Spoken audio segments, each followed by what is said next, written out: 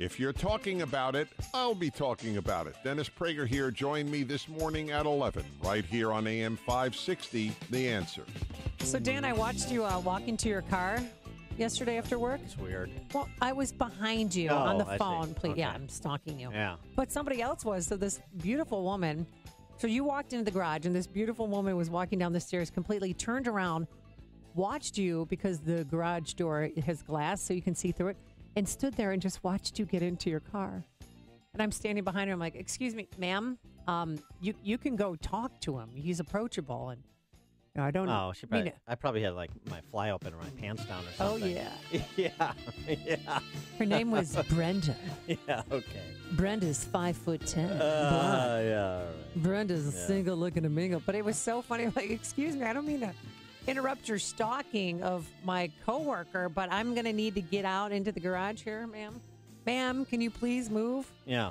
She was... Well, she wasn't a ma'am. She was a miss. She was looking for my parking spot. No, she wasn't. Yeah, okay. It was so funny. Well, Because you rarely see women being, kind of aggressive like that. And I thought, wow. You know, it reminds me of the story of Hillary and Bill in the Yale Law Library. Just two young kids. It's just head over heels for one another. I saw her. I wanted to touch her back, but I knew. You know what? I shouldn't do that. And they're just as in love today as the first day they met. What happened? What? By the way, I remembered my alternative yes. title for Hillary's book. What was What it? happened? It's How I Got Schlonged by Trump and Wienered by Anthony. We'll take your alternative book titles. I mean, it's a clearance sale like Hillary's book, right, which will be shortly. 312-642-5600, turnkey.pro. Answer line, 64636DA, turnkey.pro. Text line, Hillary Clinton doing a number of interviews attendant to the release of this, I'm sure, page-turning memoir. She's got a lot of people to blame. Thanks to Sarah Westwood over at the Washington Examiner, none of us have to read it. But she's just a couple of chapters in, and here's what she reports so far. The people that are responsible for Hillary losing, the audacious information warfare waged from the Kremlin, the unprecedented intervention in our election by the director of the FBI. These are quotes from the book. A political press that told voters that my emails were the most important story, deep currents of anger and resentment flowing through our culture. The media gave Trump free wall-to-wall coverage. Fox News was turning politics into an evidence-free zone of seething resentments. Maybe it's because I'm a woman and we're not used to a woman running for president. The problem started with history. It was exceedingly difficult for either party to hold on to the White House for more than 8 years in a row. There was also a Clinton fatigue factor to consider. Those are the 9 excuses, the 9 instances of blame shifting Sarah Westwood identifies in just the first couple of chapters. So here's what we know. I think climate change is the reason she lost. Climate change is responsible for everything else. But we know the reason she lost had nothing to do with her. That's what we know for certain. She also blamed Al Gore, John Kerry. I mean, Don't forget Bernie. And Bernie. Oh, Bernie ruined her in the primaries because she said he gave her such a bad reputation that during the general election, she just wasn't likable enough. But my favorite is the media. She blames the media, but she kept the media away. Well, she wouldn't let the media get in. If she showed a more human side and was nicer to them, but she had this hierarchy principle where they were the scum of the earth, and she would not associate with them. Well, I'll tell you, here's how we would think of her had she won. Did you underestimate the way that your familiarity with the American public could negatively impact your campaign?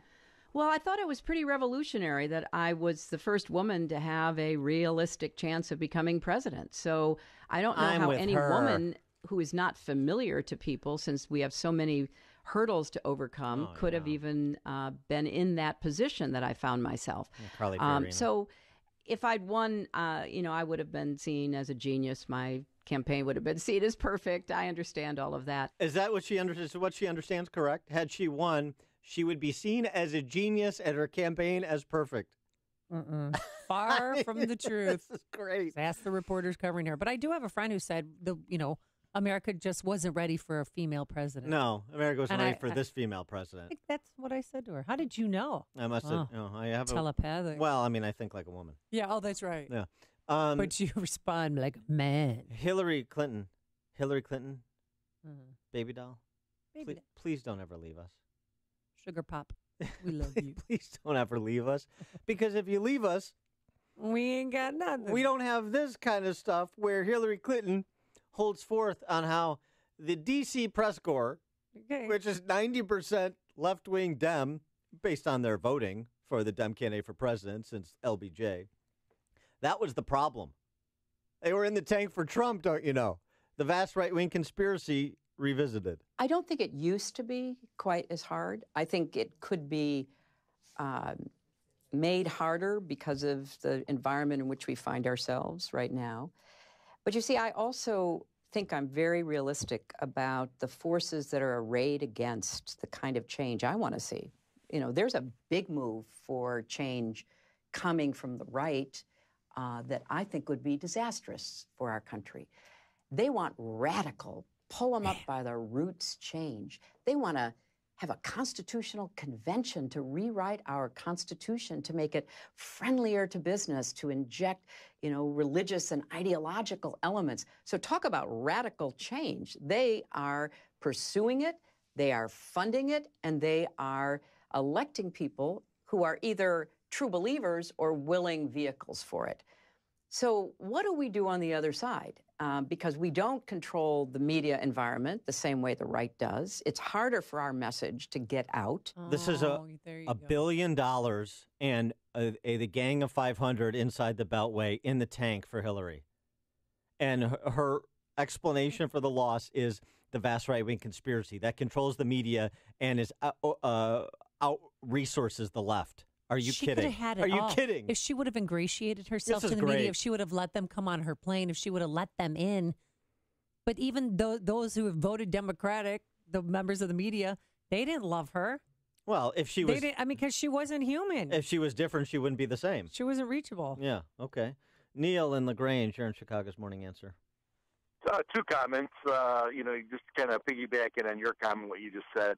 Wasn't there that one event she had where nobody could get close to her? They put this big rope line up. Yeah, right. Parade in Iowa. Yeah.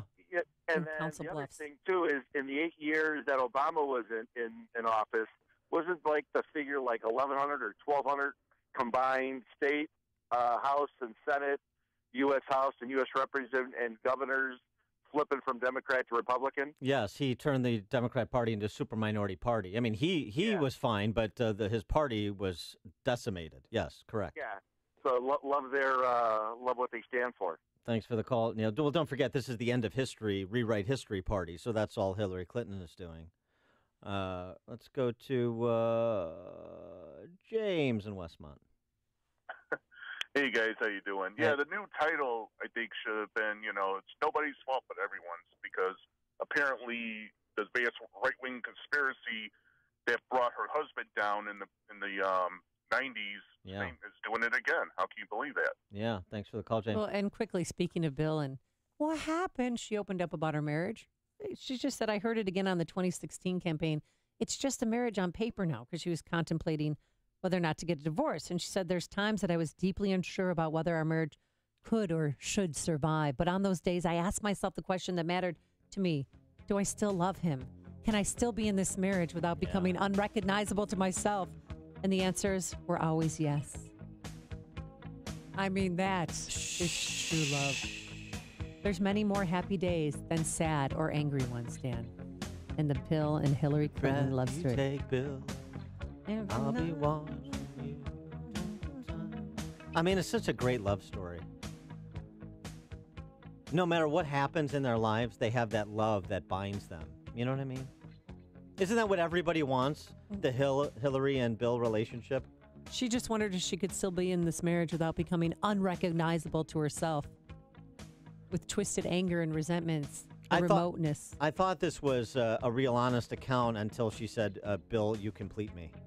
And I'm not sure that it actually went down like she said. By the way, I had another working title. Oh, yeah. What's that? What happened? What happened? What happened? Mommy, what happened? What happened? That's what kids always say at the park. What happened? No, keep this, Mike. So keep this in the context of all the blame shifting she's doing. Everybody's responsible except her, right? Mm-hmm. What happened? It takes a village. Oh. You see what I did there? Pete in Montgomery, beat that. There is only one possible title for this book. At this point, what difference does it make? Yes, that's why. Yeah. Thanks for the call, Pete. That's a good one. Nice job. I see what you did there. Mark in Plainfield. Good morning, Dan and Amy. First, I'd like to request the B is back by Elton John. But more to my point, I just heard your clip from Hillary. She thinks pro-business and pro-religious freedom is radical right-wing concepts. Wasn't that pretty much the basis of the Constitution? Yeah, sort of. And I mean, I'm not sure. I haven't. I'm not part of any rallying around the idea of a constitutional convention. I just want the four corners of the Constitution respected, interpreted strictly, and enforced. So I don't know. This is, Hillary with the vast right-wing conspiracy she's projecting again. And it's the same thing with kind of rewriting the laws under which this representative republic was intended to be governed. So your point is well taken, Mark. Thank you. Tim in Northfield. Hey, Dan. How you doing? Hey, good. I Lied should be the title of her book. Should be I Lied, and not enough people believed me. Oh, okay. I thought you were going to rhyme. All right. Thanks for the call, Tim. Appreciate it. I lied and not enough people believed me. Yeah. We'll workshop some of that. What do you got? I got WAP. Well, that is the title. So, and it's a book. I mean, I guess you could do the audio book. And so then her audio book, she sounds like this. And la la la la la. She's very lifelike. Owen and Willowbrook. Hello, Dan and Amy. I think the name of the book should be called "It Takes a Village to Be Blamed." It takes a village to be blamed. Or I blame the village. Thanks for the call. The village people did me in, especially that the Indian chief. The village people, and then you could have a picture of the village people. Could be a double entendre. Well, that would be fun. I might actually pick it up if she did that. The more you listen.